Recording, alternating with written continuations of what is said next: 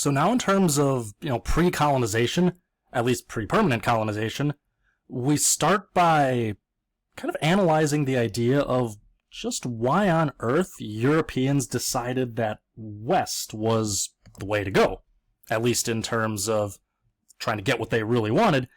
What they really wanted was stuff from China. Now, for centuries, Europeans had benefited from overland trade routes, but costs were very high due to the taxes that leaders would impose upon the way, because they knew darn well that these goods were in high demand.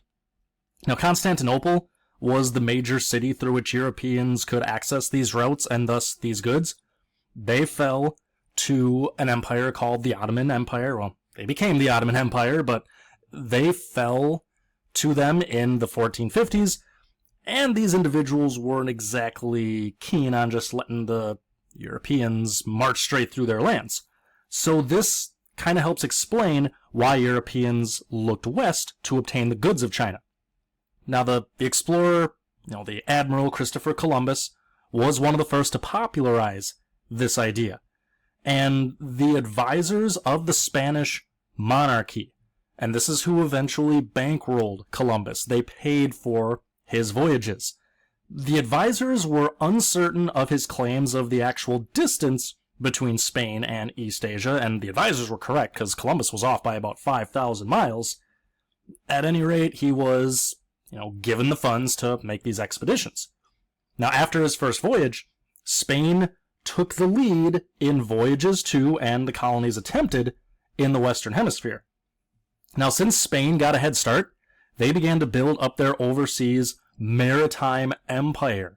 And when you look on the map here, you kind of are going to see the extent of what's called Spain's maritime empire, meaning they built it up across the ocean. Following Columbus's voyage and subsequent claiming of islands in the Caribbean, several well-known conquistadors, with help from indigenous allies, conquered large portions of what were the Mexica and Inca empires. Now, the Spanish are Catholic, and they want to ensure that the natives convert to their type of Christianity, so the religious component is also very much at play, as is this economic component that you see at the top, which, decision-making officially, but often money plays a role in it. Now, Spain and Portugal mainly stick to the southern hemisphere, while England, France, and the Dutch are going to focus on the northern hemisphere. Now, building on this idea of go west to go east, they sought what became known as the Northwest Passage, and this was a body of water said to connect the Atlantic and Pacific Oceans. Now, it took centuries to discover that this thing doesn't exactly exist, but it was a major driver behind expeditions to find navigable rivers in North America, and thus economic opportunity. Now, Spain and England were at war in the late 1500s, and Spain even attempted to invade England in 1588, but they ultimately failed. So even though Spain won't be as big of a factor in North America, at least on the East Coast, in the Southwest, that's a different story. But on the East Coast, not a huge factor. The English are going to remain on guard for the next couple of decades against them, and Spain will ultimately control Middle and South America for a time. Now, the fact that Spain and even France were absolute monarchies, and England was a bit more democratic, that kind of factors into the political and social traditions that the US would eventually embrace, since it's going to be mainly the English who are going to go to the Atlantic coast in really large numbers. So that kind of explains the why each side went where they did. Now, how successful were they? Again, Spain's presence mainly Central and South America. Expeditions into the North American continent are mostly for the purpose of finding one of what was called the lost cities of gold. And these areas were thought to contain more, economic opportunities, so North America is viewed in relation to Central and South America, at least from a Spanish perspective.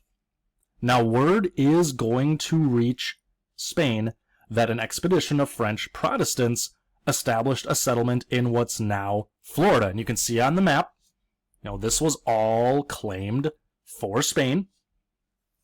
And the Spanish king authorized a sailor and soldier named Pedro Menendez de Avila to lead his own expedition to Florida. Now, shortly after landing, he established a fort that he called St. Augustine, and you can see it kind of bolded on the map here. And this was because the land was first sighted on August 28th, and that day was reserved for that particular saint. Now, he killed most of the French inhabitants and did help Spain retain a presence as the dominant, if not, just kind of neutral power in the region. Spain also made headway into that American Southwest, and they're going to brutally suppress the indigenous pueblos in the region. And again, they don't really focus on it as much, but it was theirs. They considered it a part of their empire. Now that's Spain. England did not get off to as good of a start. Specifically, a place called Roanoke. Now, the first Roanoke settlement was mainly designed, or, they settled it for protection from the Spanish, but it was bad soil, difficult location to get more supplies. They had planned to get food from the Algonquin, who, the Algonquin were initially helpful, but their own food supplies were running short, and unfortunately the colonists killed their leader that first winter. Now, they fled, so there were no food. The Algonquin, they can't help them out. They're not going to help them out. Now, the survivors nearly starved, but English ships did save them, and they brought them home after raiding Spanish ships in the Caribbean. Now, a second attempt is going to be made in the late 1580s. Now, you can see this idea of men receiving stock, a certificate which means they have a stake in the colony. It's an early form of economic incentive to get people headed west. Now, there was war with Spain, and among other factors, these delayed the return of the governor of the colony. And when he did return with other potential settlers, they found the word Croatoan, which was the name of a nearby island. It was carved into a tree. These new settlers refused to go to the island because the waters were low, and they wanted to raid Spanish ships, or, get money out of it. Allegedly, the survivors did take refuge with the Powhatan. This was the nearby Algonquin nation. But the villagers, the English got on the bad side of Chief Powhatan, and he ordered all of the English settlers killed. This was actually relayed to the English just before Jamestown was established, so off the bat, if you're looking at will the English survive their colonization efforts, you would bet the house on failure, and that it's not going to work out at all.